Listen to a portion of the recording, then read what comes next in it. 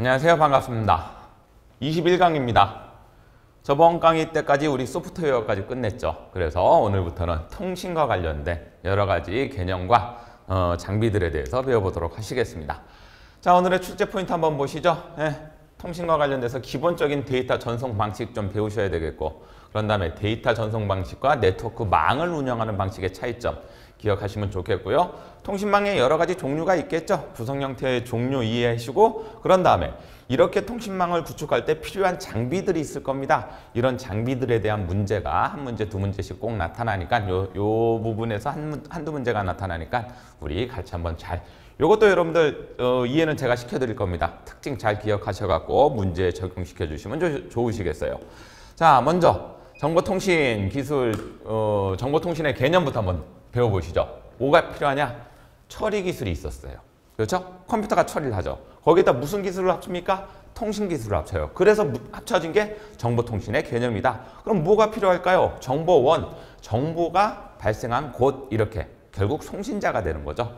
정보가 도착하는 곳이 필요할 거고요. 그런 다음에 당연히 전송 매체, 회선, 유선, 무선, 그렇죠? 이런 식의 개념. 그런 다음에 요 녀석을 우리가 나중에 아주 자세하게 배우실 거예요. 그러면 내가 무조건 보낸다고 되는 거냐? 기기가 달라도 되는 거냐? 그런 모든 것들을 세팅해서 활용할 수 있게 해주는 게 프로토콜, 통신 규약이라는 거. 요렇게 네 가지가 필요하다라는 거 기억하셔갖고, 통신은 그래서 처리 기술과 통신 기술이 합쳐진 거다. 이렇게 이해하시면 되시겠죠. 본격적으로 한번 가보죠. 그러면 정보통신 시스템의 구성 요소 한번 볼까요? 단말 장치. 여러분들 단말이라는 얘기가 쉽게 생각하세요. 끝에 붙어 있는 장치 이렇게 생각하시면 됩니다. 그래서 우리가 여기서 전송을 한다 그러면 이렇게 끝에 붙어 있는 장치를 우리가 단말 장치 이렇게 부를 겁니다. 그래서 송수신하기 위해서 사용되는 기본적인 입출력 장치 이런 게 되는 거고요. 그럼 이렇게 단말 장치가 있으면 이 단말 장치를 가지고 전송할 수는 없는 거죠. 무슨 개가 필요하다? 전송계. 이름에서 나타나죠. 무엇을 담당하는 파트? 데이터의 이동을 담당하는 파트, 전송을 담당하는 파트, 그렇죠? 처리계. 그러면 데이터가 이동이 됐을 때 그 데이터를 처리해야 할 부분이 있어야 되겠죠? 그래서 그 처리에 사용되는 하드웨어와 소프트웨어, 그리고 단말 장치, 전송계, 처리계, 이런 식으로 통신 시스템은 이렇게 구성됩니다 라고 말씀을 드릴 수가 있겠네요. 그렇죠? 단말 장치에서 전송계를 통해서 보내고, 그런 다음에 처리계에서 처리가 이루어진다. 이렇게 생각하시면 되시겠어요. 자, 구성 요소 별로 없으시죠? 계속 나갈게요. 그러면 데이터 전송 방식에 대해서 한번 배워보죠. 우리가 일반적으로 쓰는 데이터 전송 방식에는 크게 세 가지로 나뉩니다. 데이터가 전송되는 무엇에 따라서요? 방향에 따라서 이렇게 구분한다고요? 단방향, 단이중, 전이중. 어떤 뜻일까요? 말 속에서 힌트를 얻으세요. 단방향이니까 한쪽으로만 흘러요. 내가 필요한 자료가 한쪽으로만 계속 흘러나가고 거꾸로 올라올 수가 없게 됩니다. 대표적인 게 뭐죠? 라디오나 일반 TV. 여러분들 라디오 듣다가 라디오 스피커에 여러분들이 말한다 그래갖고 내 목소리가 상대방한테 들리는 거 아니잖아요. 우리는 계속 받아서 듣기만 한다. 이런 식으로 자료의 흐름 형태가 유지가 되게 되면 우리가 그걸 뭐라고 부를 거고, 단방향, 반이중, 이중이니까 왔다 갔다가 돼요. 앞에 뭐가 붙었죠? 반만 돼요. 이렇게. 그러니까 왔다 갔다 하는 되는데 무엇이 안 된다? 여기서는 이거 갖고 따집니다. 동시에 안 되면 반이중이 되는 거고, 동시에 가능하면 전이중이 되는 겁니다. 대표적인 게 뭐가 있을까요? 무전기. 여러분들 무전기 알고 계시죠? 말하고 들을 수 있는 기기예요. 근데 동시에 말하면서 들을 수는 없죠. 말할 때는 눌러야 되고 들을 때는 놔야 되고, 일반적으로 이런 식으로 방식의 개념을 반이중이라고 부르고, 전이중은 그냥 우리가 쓰는 전화기 생각하세요. 말하면서 들을 수 있고, 인터넷 할 때 여러분들 다운받으면서 내가 자료 올려보낼 수도 있고, 이런 식으로 동시에 자료가 왔다 갔다 하게 되면 전이중. 그림 충분히 이해되시죠? 그리고 데이터 전송 방식은 이렇게 세 가지가 있습니다 라는 거 기억하시고, 특징은 흐름 갖고 따진다. 자, 그러면 네트워크 운영 방식은 한번 따져보죠. 네트워크 운영 방식은 컴퓨터가 어떤 연결 형태 그리고 어떤 역할을 하냐에 따라서 이렇게 됩니다. 중앙 집중. 조금 더 자세하게 설명드릴게요. 중앙의 모든 것들이 그러니까 중앙에서 모든 처리를 담당하는 거고, 클라이언트 앤 서버. 자, 클라이언트가 우리나라 말로 하면은 고객 이런 뜻입니다. 서버는 제공자. 그러니까 내려주는 파트가 있고 받아먹는 파트가 있고 그런 식으로 연결이 되게 되면 우리가 클라이언트 앤 서버. P2P라고 들어보신 적 있을 거예요. 뉴스에도 종종 나오죠. 피어 투 피어 이렇게 얘기를 하는데 일반적으로 줄여서 P2P라고 부르게 됩니다. 그래서 누구든지 클라이언트도 되고 서버도 될 수 있는, 그래서 동등관계 이렇게 생각하시면 됩니다. 그리고 운영 방식은 이렇게 세 가지로 나눠지는데 한 개씩 보죠. 자, 중앙집중입니다.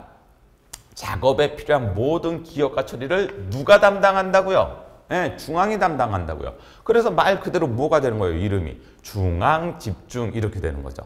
그리고 중앙에서 모든 걸 처리해주고 쭉쭉쭉쭉. 자, 출력은 여러 가지 단말기에서 연결된 상태에서 담당을 해주면 됩니다. 어려운 거 없죠? 유지보수가 용이에요. 이거 유지보수가 용이하다는 얘기는 예를 들면 여기가 통신이 안 돼. 그럼 딴 거는 통신이 다 되면 요 파트만 보면 되는 거 아니겠어요? 여기서 무언가 문제가 발생하는 거기 때문에. 그렇죠? 근데 단점은 예를 들어서 유지보수는 쉽다는 얘기는 이런 얘기였었고 단점은 얘가 고장이 나요. 모든 걸 얘가 담당하고 있었는데 얘가 고장이 나. 그럼 어떻게 되는 거죠? 네, 전체가 마비가 되죠. 대부분 은행 같은 데서 이렇게 되죠. 은행에 있는 중앙 단말기가 중앙 컴퓨터가 마비가 되면 여러분들 돈 찾는 거에서 돈 못 찾죠. 장애가 있어갖고 어쩌고 저쩌고 이런 얘기 나오지 않습니까? 그런 방식이다라는 개념이다라고 생각하시면 되시겠고. 자, 그런 다음에 클라이언트 앤 서버, 정보를 제공하는 거와 그런 다음에 요구하는 거, 그리고 제공자와 고객의 개념. 이런 것들은 대부분 게임이죠. 그리고 여러분들 게임하다 보면 뭐 서버에 접속이 불가능합니다. 뭐 이런 얘기 나오는 거 들어보신 적이 있으실 거예요. 그리고 우리는 이렇게 해갖고 여기서 내려주는 거 갖고 우리 컴퓨터에서 게임을 돌립니다. 그래갖고 모두 독자적인 처리 능력, 내려준 거를 내 컴퓨터에서 돌릴 수 있는 독자적인 처리 능력이 있고 그래서 분산 처리에 적합하다. 네, 요거 하나 기억을 해주시고요. 분산 처리에 적합합니다. 자, 그리고 난 상태에서 마지막으로 P2P. 그렇죠? 개인 간 단말기들이 그냥 동등한 형태로 누가 주가 되고 부가 되는 게 아니에요. 그리고 동등한 상태로 얘가 서버가 됐다가 얘가 클라이언트도 될 수 있고, 그러니까 얘가 얘한테 다운받게 되면은 얘는 뭐가 되는 거고 클라이언트, 얘가 다시 이렇게 보내갖고 얘가 하게 되면 얘는 서버가 되는 거고, 이런 식으로 해갖고 우리 P2P 사이트 뭐 이런 얘기 많이 들어보셔갖고 그게 문제가 된 적도 꽤 있었었는데, 데이터를 동등한 관계로 연결해갖고 운영하는 방식을 우리가 뭐라고 부른다? 영어 약어로 P2P라고 부르고 누구든지 서버나 클라이언트가 될 수 있으며 당연히 보안에 취약하겠죠. 그렇죠? 그리고 당연히 이런 데서는 보안에 취약한 단점이 있게 됩니다. 라는 거. 자, 문제는 이렇게 나옵니다. 다음 중 정보통신 시스템의 구성요소에 대한 겁니다. 옳지 않은 것은 구성요소죠? 예. 전송 방식에는 클라이언트 앤 서버 뭐 동배간철이 있겠느냐, 전송 방식에는 우리가 단방량, 단이중, 전이중이 있었었죠. 그리고 요거는 말이 안 되는 거고 그래서 답은 1번. 그런 다음에 여기서 그리고 시스템의 구성 요소 묻는 거잖아요. 이런 게 나와야지. 전송계, 처리계, 그런 다음에 단말 장치. 이게 나와야 되지 않겠습니까? 그렇죠? 얘는 전송 방식을 묻는 거고, 그리고 전송 방식도 이렇게 만약에 여기에 답이 되려면 중앙 집중식도 한 개 더 있어야 되고 앞에 명칭도 조금 바뀌었어야 된다. 그래서 답은 1번입니다. 라는 거. 자, 전송계는 이동, 처리, 그런 다음에 데이터를 송신하게 된 단말 장치. 그런 다음에 단말 장치에는 에러 제어 기능도 기본적으로 탑재가 돼 있다라는 것도 기억을 해주셨으면 좋겠어요. 어려운 문제 아니었었습니다. 답은 그래서 1번이 되고요. 다음 문제도 한번 보실까요? 다음 중 컴퓨터 네트워크에서 정보를 전달하기 위한 구성 요소에 해당되지 않는 것은 송수신자 있어야 되죠. 전송 매체, 유선이든 무선이든 있어야 됩니다. 거기에 따라서 프로토콜도 세팅이 돼 있어야지만 통신이 이루어진다.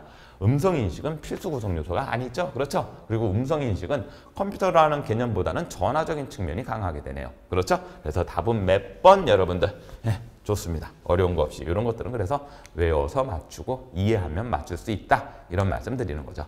자, 다음 문제도 한 번 더 보시죠. 분산 처리학과. 여러분들 분산 처리에 적합. 얘는 중앙 집중 방식이랑 분산이 안 되고 P2P는 1대1로 연결되는 방식이고 반이중은 정보 전송 방식을 말하는 거기 때문에 아닌 거고, 아까 분산 처리에 적합한 네트워크는 뭐라고요? 그렇죠. 클라이언트 앤 서버 방식이었다. 누구든지 내려주는 거하고 받아먹는 거하고 이렇게 컴퓨터가 역할을 담당해갖고 전송하는 통신 환경. 그렇죠? 예, 그런 것들은 우리가 클라이언트 앤 서버다.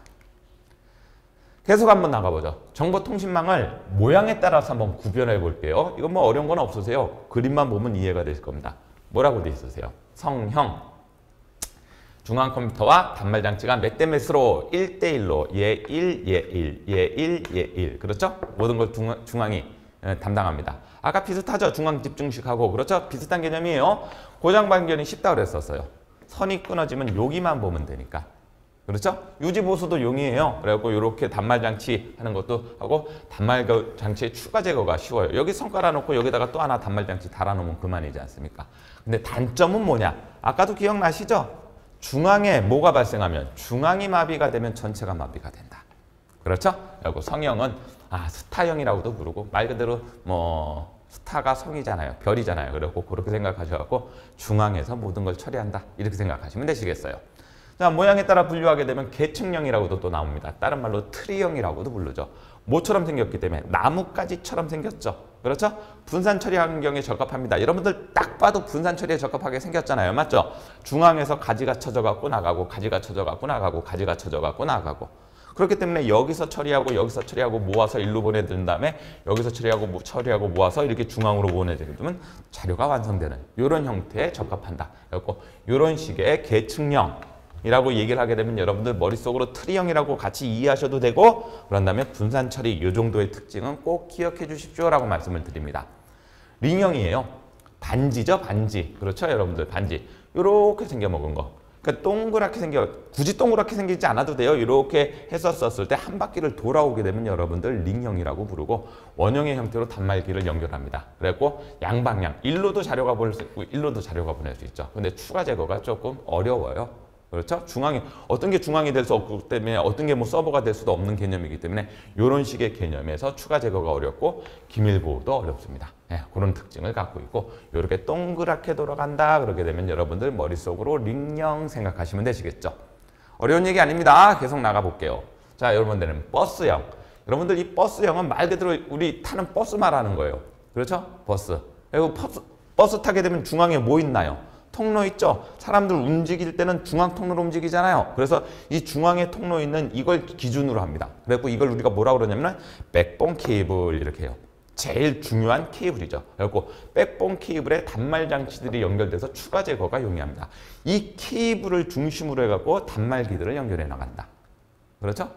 그리고 단말기의 고장이 전체 영향을 주지 않아요. 이게 무슨 얘기냐? 예를 들면 얘가 하나 고장 났어. 그러면 얘는 그냥 놔두면 돼요. 이 섬, 중앙에 있는 섬만 살아있으면 데이터 통신하는 데는 아무 문제가 없다. 근데 문제가 발생하면 뭐가? 예를 들면 이런 데가 끊겨버려요. 그러면 어떻게 될까요? 모든 네트워크를 마비시키죠. 그렇죠? 얘가 제일 중요한 건데. 그리고 뭐를 중점적으로 보고 어떤 식의 모양에 따라서 만들어지냐에 따라서 통신망의 구성 형태가 달라집니다. 라는 얘기를 드리고 마지막으로는 메시형. 우리나라 말로 하면 그물형 이렇게 불러요. 이렇게 그물이 되는 거죠. 모든 단말 장치들끼리 연결을 시켜놨어. 그래갖고 만약에 여기가 끊어지면 이렇게 해서 이렇게 자료를 보낼 수 있게 만들어 놓죠. 그렇죠? 그리고 모든 단말 장치들이 회선으로 연결되어 있는 형태. 그래서 회선에 문제가 생겨도 전송이 가능하고 신뢰도가 높다. 아까 말씀드렸죠? 여기가 끊어진다 했고 얘하고 통신 못하는 게 아니라 이렇게 거쳐가면 된다. 뭐 이런 개념이라고 생각하시면 되시겠어요. 옛날에 종종 문제에 출제됐었습니다. 필요한 전선의 수. 그러면 이렇게 모든 단말 장치들을 연결하려고 그러면 선을 몇 개를 깔아야 됩니까? 이렇게 공식이에요, 공식. 보게 되면은 하나, 둘, 셋, 넷, 다섯 개니까 하나, 둘, 셋, 넷, 다섯, 여섯, 일곱, 여덟, 아홉, 10개가 나와야 되죠? 어떤 식으로 계산한다고요? 2에 단말 장치가 5개. 그렇죠? 곱하기 n 빼기 1이니까 5 빼기 1은 4. 4, 5, 20. 그래서 나누게 되면 10. 10개의 선이 필요해요. 그래갖고 예전에 뭐 한 8개 이렇게 하게 되면 여러분들 이걸 또 시험장에서 그리는 분들이 있는데 그리는 거 힘들다는 얘기죠. 요 공식 갖고 문제 푸시면 되는데 간혹가다 나오고 요즘은 잘 안 나오니까 그래도 그냥 혹시나 나오게 되면 이런 식의 방법으로 문제를 풀 수 있다라는 거. 자, 문제 한번 보시죠. 다음 중 중앙 컴퓨터와 일정 지역의 단말 장치까지 하나의 통신회선으로 연결시키고 이웃하는 단말 장치는 일정 지역 내에 설치된 중간 단말 장치로 다시 연결시켰고 분산 처리. 보세요. 중앙 컴퓨터에서 연결시키고 또 일정 지역에서는 여기서 연결시키고 분산 처리. 딱 봤었을 때 분산 처리는 뭐밖에 없겠어요. 그래서 답은 4번 이렇게 되죠. 이렇게 그림으로도 문제에 나올 수 있다라는 거 그거 말씀을 드리는 겁니다. 그리고 정답은 4번. 자, 범위에 따른 통신망. 계속 통신망적인 측면 한번 살펴보죠. 거리에 따르면 이렇게만 이해하시면 되세요. 랜, 맨, 웬. 그렇죠? 영어 약자예요. 로컬 에어리어 네트워크, 메트로폴리탄 에어리어 네트워크, 와일드 에어리어 네트워크. 범위예요, 범위.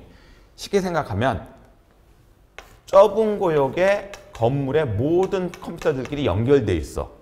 그럼 그걸 우리가 뭐라고 부른다? 랜이라고 불러요. 그래서 랜을 우리가 다른 말로 우리나라 말로 근거리 통신망 이렇게 불러요.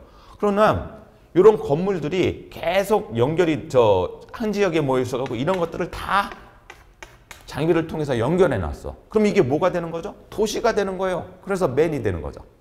이 도시들끼리도 또 다 연결을 하게 되면 그게 뭐가 된다? 국가나 넓은 지역, 대륙간 뭐 이런 개념이 되는 거죠. 그리고 광역통신망.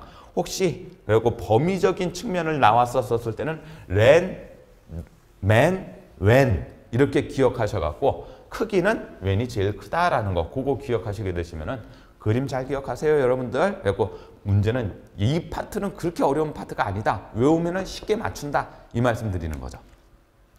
자, 그런 다음에 범위에 따른 통신망. 두 번째, 인트라넷. 기업체 뭐? 내부나. 여러분들 인이니까 안에 있는 거잖아요. 그러니까 삼성이나 LG 같은 데 가보면은 외부 전선이, 외부 통신이 차단되더라도 이 기업체 내부에 있는 사람들끼리는 다들 메신저하고 서류 올려갖고 결제받고 할 수 있는 시스템이 돼 있다, 안 돼 있다? 돼 있다. 그렇죠? 그게 인트라넷이에요. 그걸 확장시켜갖고 외부 기업까지도 연결을 해갖고 니들끼리 우리끼리 해갖고 통신망 깔아갖고 쓰자. 이렇게 되게 되면 익스트라넷. 우리 그 비상구를 엑시트라고 그러잖아요. 밖으로 나간다는 얘기죠. 그렇죠? 그리고 내부란 말이 들어가면 인트라넷. 안에 있어요, 인트라넷. 밖으로 나가게 되면 비상구로 탈출합니다. 그래갖고 EX가 들어가는 엑스트라넷. 그래서 내부냐 외부냐 갖고 우리가 또 이렇게 통신망을 나눌 수도 있습니다. 라는 거 기억해 주셨으면 문제 푸는데 도움을 받으실 수가 있게 됩니다. 자, 데이터 형식에 따른 통신도 한번 나가 볼까요? 자, 이제 여기서부터는 뭐 그냥 간단한 얘기인데 그냥 외우셔도 좋습니다. 문제를 통해서 외우시는 것도 제가 추천을 드려요. VAN, 부가가치 통신망. 비용을 지불하고 회선을 빌려서 사용하는 망. 우리가 쓰는 거죠, 여러분들. 쉽게 생각하시면. 넓은 의미로 그렇다는 얘기예요. 여러분들 인터넷 사용하는데 여러분들이 성 깐 거 아니잖아요. 그렇죠? 그쪽에서 돈 내고 우리 통신망 회사에다가 돈 내고 그런 다음에 그 인터넷 사용하는 거잖아요. 그렇죠? 그런 다음에 이사 가실 때 그거 전화해 갖고 무선 랜카드 이런 것들 다 들고 가십시오 이런 얘기 하잖아요. 그리고 이런 것들이 우리가 VAN 그리고 혹시나 통신망을 물을 때 돈과 관련돼서 비용을 지불한다 그러면 여러분들 VAN, 밸류 에어리어 네트워크 뭐 이렇게 나타나는데 그런 것까지 외우시지 마시고 자 그런 다음에 종합정보통신망 음성과 비음성 정보를 동시에 사용한다. 이건 지금 이제 여러분들 다 이런 식으로 계속 발전이 되고 있죠. 옛날에는 선 하나가 선 하나의 역할을 했어요. 무슨 뜻이냐? 전화는 사람의 목소리만 왔다 갔다 하는 거고 케이블 TV는 거기서 케이블 TV만 볼 수 있게끔 되어 있는 거고 그렇죠? 근데 이제 그게 묶여져 갖고 여러분들 집에 들어오는 선이 몇 개? 하나. 선 하나로 TV도 보고 전화도 하고 별의별 거 다 한다는 얘기죠. 그래갖고 이런 식의 개념으로 들어가 갖고 뭉쳤어요. 종합 정보. 그래갖고 음성과 비음성을 동시에 동신인이 아니라 동시입니다. 동시에 사용하는 이런 통신망을 우리가 뭐라고 그런다? ISDN. 거기다가 디지털 공중통신망까지. 비동기 방식인데 여러분들이 동기, 비동기 이렇게 종종 나오는데 이렇게 생각하시면 돼요. 동기, 같은 길이, 비동기, 다른 길이. 그리고 예전에는 같은 길이씩 이렇게 하고 자료를 보냈는데 여러분들 요즘 멀티미디어가 많이 활성화되면서 자료가 같은 길이가 아니잖아요. 각각 다른 길이가 되기 때문에 이제 비동기식 대용량 전송이 이루어지는 그래서 그걸 우리가 뭐라고 부른다? BISDN이라고 부르게 됩니다라는 거. 그리고 형식에 따른 통신까지도 이해가 되셨으면 좋겠어요. 자, 그러면 근거리 통신망에 대한 설명으로 옳지 않은 거 골라줄래요? 근거리 비교적 거리가 짧아요. 그렇죠? 반이중은 말이 안 되죠. 반이중은 아까 동시에 안 되는 정보 통신 방식을 말씀드리는 거고 지금부터 우리가 이 뒤에부터 배우는 모든 통신은 다 전이중 방식이죠. 그래서 답은 몇 번이 된다? 2번이 됩니다. 자, 자원 공유를 목적으로 컴퓨터들을 상호 연결한다. 그렇죠? 근거리 통신망에 있는 컴퓨터들끼리. 이렇게 연결하면 뭐가 좋은데요? 주변 장치들을 쉽게 사용할 수 있게 되죠. 근거리 통신망의 대표적인 거, 여러분들 학교 같은 데 보시면 PC실 있죠? 그거 이제 다 랜이라고 부른다. 통신망적인 측면에서는 랜이라고 부른다. 그래서 우리 프린터 한 대 달아놓고 다 같이 쓰지 않습니까? 그런 개념으로 이해하십시오라는 말씀을 드리는 거죠. 네, 그래갖고 반이중 청유를 한다. 자, 계속 한번 나가볼까요? 다음 중 통신망에 대한 설명입니다. 옳지 않은 것 좀 골라줄래요? 아까 랜 뭐라고요? 비교적 짧은 구내. 맞아요. 자, 옳지 않은 거 찾아갑니다. 왜는 국가 간 국가. 그러면 여러분들께 질문 제대로 수업 들으셨으면 랜하고 웬 사이에 중간에 뭐 하나가 더 있었다? 맨, 도시권 통신망. 그렇죠? 요거 저 순서로 묻는 문제도 종종 출제되니까 기억을 해주세요. 넓이가 넓은 거. 자, 그런 다음에 초고속으로 대용량 데이터를 전송하며 여기까지는 좋네요. 동기식이 아니라 무슨 동기식이라고요? 비동기식. 그렇죠? 요거 하나 때문에 답이 3번이 되겠네요. 그래갖고 저 멀티미디어가 발전하면서 계속 같은 길이가 아니라 다른 길이 이런 것들을 전달 방식에 사용을 해야 된다라는 거. 그래갖고 이 녀석은 답은 몇 번? 3번. 그다음에 VA는 아까 빌려서 새로운 가치. 그래갖고 판매. 돈과 관련됐다라고 생각하게 되면 여러분들 VAN. 그리고 문제를 많이 풀어보라는 얘기가 이런 말씀을 드리는 거예요. 문제를 풀면서 여러분들 머릿속에 있는 것도 정리가 돼야 된다. 그래서 제가 뭐라고 말씀드리죠? 간혹가다 제가 교재에서 이런 녀석은 설명 생략해도 되겠구나, 밑에 설명이 잘 나와 있구나 하는 거는 교재에서 문제를 건너뜁니다. 그런 거 충분히 집에서 잘 풀어보셨으면 좋겠어요. 자, 7번 다음 중 네트워크 규모에 따라 통신망의 종류로 적절하지 않은 것은 규모죠? 그러면 뭐가 나와야 돼? 랜, 웬, 맨. 순서대로 가게 되면 랜, 맨, 웬. 그렇죠? 답은 그럼 몇 번? PCM. 얘는 정보를 신호를 변환하는 그런 방식인데 이건 또 뒤에 가서 또 나오게 될 겁니다. 네? 답은 3번. 자, 그럼 이제 말씀드렸던 것처럼 이렇게 통신적인 측면이 다 세팅이 되고 움직이려면 뭐가 필요합니까, 여러분들? 장비가 필요할 거 아니에요? 그 장비에 대해서 한번 알아보자 이런 말씀을 드리는 거죠. 랜카드라고 들어보신 적 있으시죠? 쉽게 생각하자고요. 컴퓨터 뒤에 여러분들 그 전화선 꽂는 거 하나 있죠? 그게 랜카드입니다. 그리고 컴퓨터를 네트워크, 인터넷과 물리적으로 연결시켜주는 장비. 그리고 여러분들 이렇게 생겨먹은 거 보신 적 있으시죠? 그리고 이렇게 사용하는 거다. 선생님, 근데 노트북은 이런 게 없는데요. 노트북은 그래서 우리가 이제 블루투스, 동글이라는 거 쓰게 되는 거죠. 블루투스 같은 그 무선으로 잡을 수 있는 것들을 세팅, 속에 내부적으로 갖고 있다. 이렇게 생각하시면 되시는 거고. 요거 기억해 주시고. 자, 계속 나가보죠. 허브, 리피터. 보신 적이 있으신가요? 혹시 학교 PC실 같은데 뒤에 가보면 선 막 꽂혀져 있는 거 있어요. 컴퓨터에서 한 개씩 따와갖고. 그걸 우리가 허브라고 부르죠. 한꺼번에 여러 대의 컴퓨터를 연결하고 그 회선들을 관리하는 장치로 더미 허브하고 스위칭 허브는 아닙니다. 이렇게 허브는 그래갖고 이런 식의 개념을 우리가 보신 분들도 아마 있으실 것 같네요. 그리고 허브는 요거다라는 건데 더미 허브는 멍청해요. 우리 영화 중에 덤앤더머 있죠? 그거에 나오는 용어예요. 그래갖고 멍청하다, 똥멍청이 뭐 이런 얘기 하는데 그런 다음에 스위칭 허브는 요거보다 조금 스마트하다. 그래갖고 얘는 아주 단순한 거. 얘는 조금 더 처리가 가능한 거. 그렇게 기억하셨으면 좋겠습니다. 그리고 더미 허브, 스위칭 허브 이런 용어도 나중에 문제 보기에서 나타날 수가 있겠죠. 자, 리피터 중요합니다. 중계기라고도 하면서 감쇄된 신호를 증폭시켜주는 장비.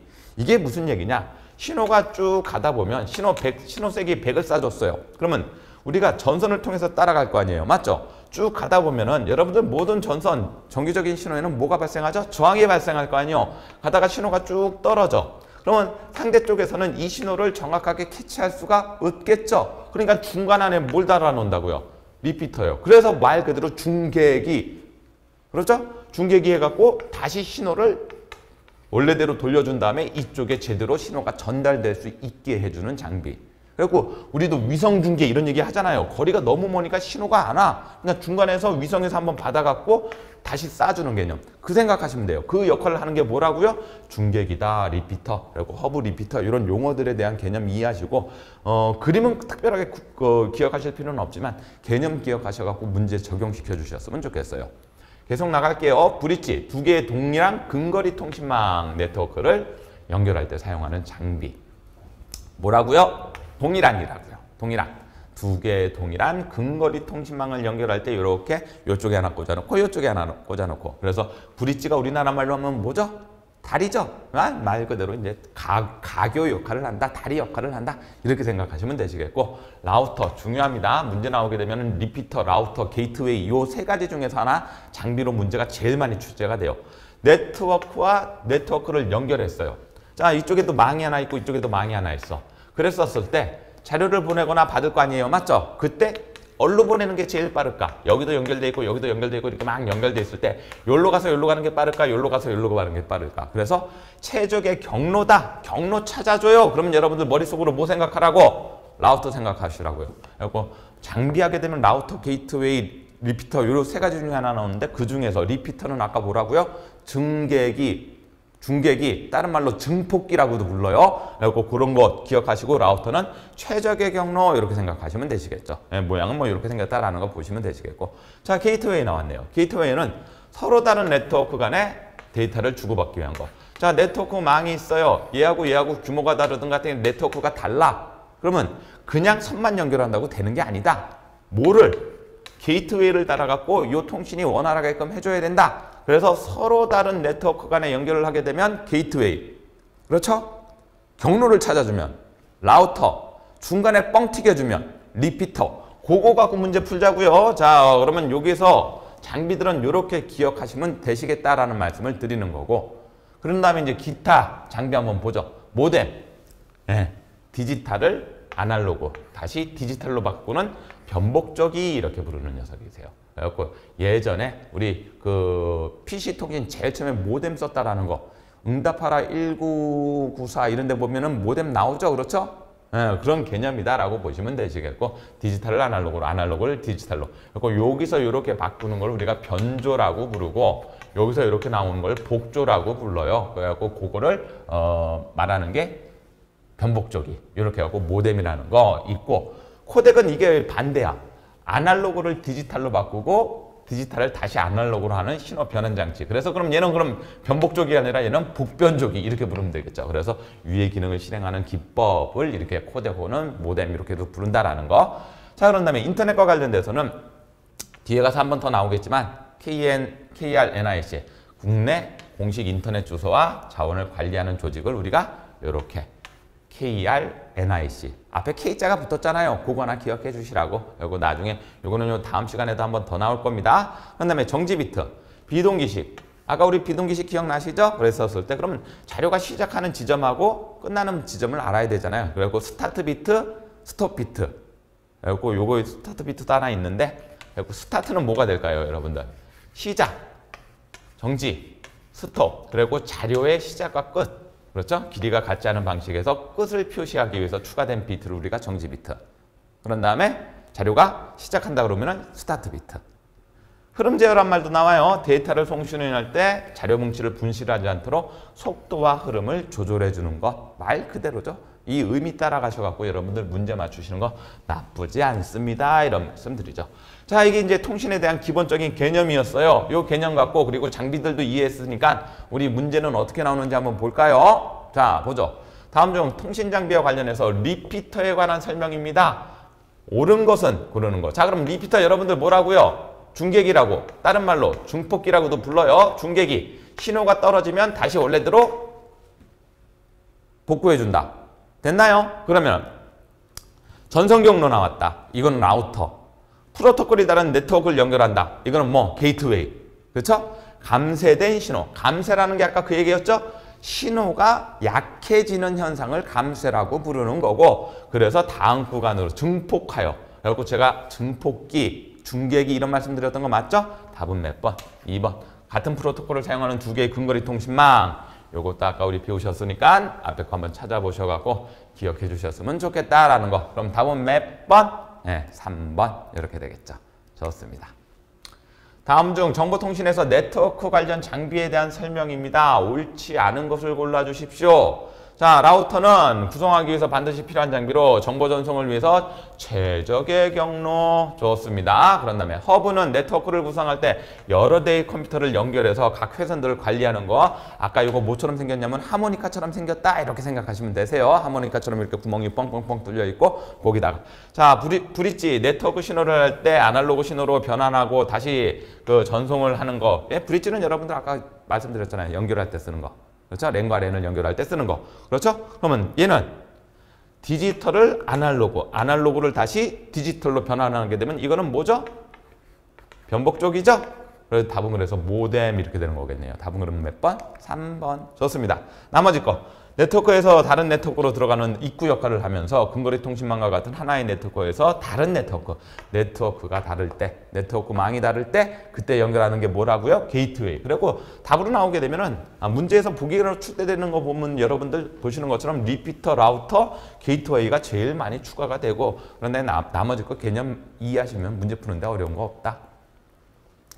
자, 허브 나왔네요. 아까 허브가 뭐였죠? 뭐처럼 생겼다? 이렇게 돼갖고 하모니카 여기다가 선 하나 맞죠? 그러면 옳지 않은 것 한꺼번에 여러 가지 컴퓨터를 연결하는 장치이다. 그런 다음에 물리계층에 사용한다. 선생님 OSI 7계층이 뭐예요? 뒷부분에 나옵니다. 지금 안 나오고 뒷부분에 나오는데 전 세계적으로 규격을 만드는 단체가 있어요. 그게 ISO라는 단체인데 인터넷과 관련해서는 이런 식으로 장치들을 만들고 그런 다음에 통신을 하고 어쩌고저쩌고 정해놓은 게 있어요. 그래갖고 나중에 여러분들 배울 겁니다. 물대내 전세 피용이라고 그때 자세하게 설명드리는데 물리계층 그리고 사용되는 장비 맞고요.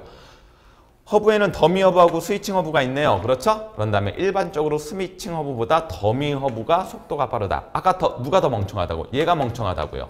얘가 조금 더 스마트하다고. 그럼 속도도 누가 빠르겠어요? 얘가 더 빠르겠죠? 그래서 답은 몇 번이다? 4번이다. 이렇게 생각하셔갖고 이런 허브에 대한 문제도 간혹 가다가 출제가 됩니다라는 거. 다음 내용이 설명하는 장비 골라줄래? 문제가 이렇죠? 다음 등 디지털 신호를 일정한 거리 이상으로 전송시키면 신호가 감쇄. 여러분들 이제 감쇄만 보면 알겠죠? 증폭기 말하는구나. 중계기 말하는구나. 그럼 영어로 뭐다? 리피터다. 그렇죠? 그러면 볼 것도 없이 답은 몇 번? 2번 리피터. 그리고 특징 기억하시라는 얘기가 그거예요, 여러분들.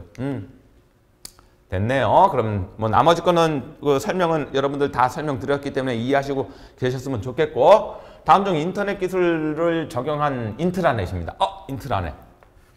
인이 들어갔으니까 여러분들 내부다, 외부다. 좋아요. 내부죠, 내부. 기업체 내부망 이렇게 생각하시면 좋겠네요. 옳은 것은 그러면 핸드폰, 노트북과 같은 단말 장치의 근거리 무선 접속을 지원하기 위한 통신 기술이다. 이건 내부망적인 측면이니까 통신 기술, 망적인 측면, 내부망에 대한 개념이니까 요 말은 말이 안 되죠? 자, 인터넷 기술을 기업 내, 아이고 좋네요. 내부라는 말을 아예 주니까 요런 거 갖고 문제 맞추시라고. 그래갖고 전자우편이라든지 결제 같은 거. 그럼 여기서 발전해갖고 외부까지 연결하면 그걸 우리가 뭐라고 불렀어요? 익스트라넷, 엑스트라넷. 그렇죠? 그러니까 내부를 묻는지 외부를 묻는지. 그래서 답은 몇 번? 2번이 되겠죠. 납부업체나 고객업체 등 관련 있는 기업들 간에 이렇게 되게 되면 이게 엑스트라넷이 되는 거예요. 그렇죠? 분야별로 공통의 관심사를 가진 인터넷 사용자들이 서로의 의견을 주고받게 할 수 있는 서비스.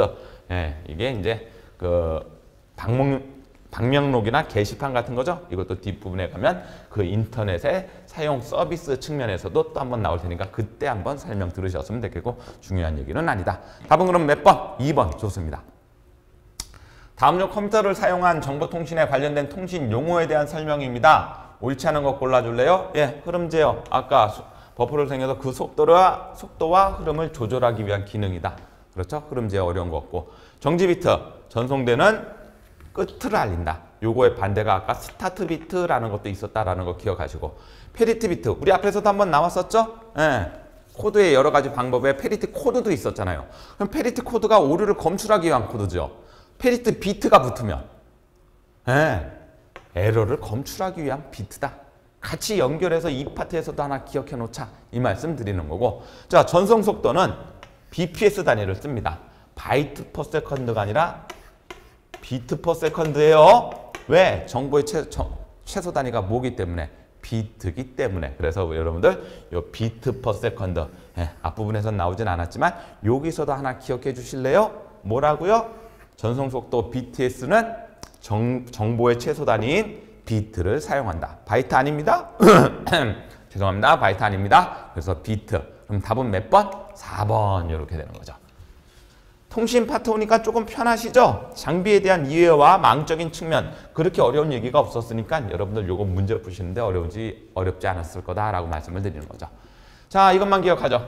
정선 방식과 분류의 의미, 그리고 전송 방식, 전이중, 반이중, 뭐 단방량 이런 것도 기억 좀 해주시고 모양에 따른 분류도 좀 기억하시고 네트워크 관련 장비들 기본적으로 랜카드부터 출발해갖고 쭉쭉쭉 라우터, 리피터, 게이트웨이 좀 기억하시고 망적인 측면의 개념과 종류 그렇죠. 그리고 뭐 인트라넷도 있고 익스테라넷도 있었고 그런 것들에 대한 종류와 특징 기억하시게 되면 여러분들 이 파트는 잘 배우셨다 이렇게 말씀을 드리겠네요. 자, 다음 시간 뭐 합니까? 이제 인터넷 기본적인 개념 끝났어요. 그렇죠? 망적인 측면 끝났으니까 뭘로 나갈 거라고요? 주소와 프로토콜 나가면서 이제 우리가 사용하는 실제 인터넷적인 파트로 넘어갈 겁니다. 라는 걸로 들어가죠. 자, 다음 22강에서 뵙도록 하겠습니다. 이번 강의도 수고하셨습니다. 감사합니다.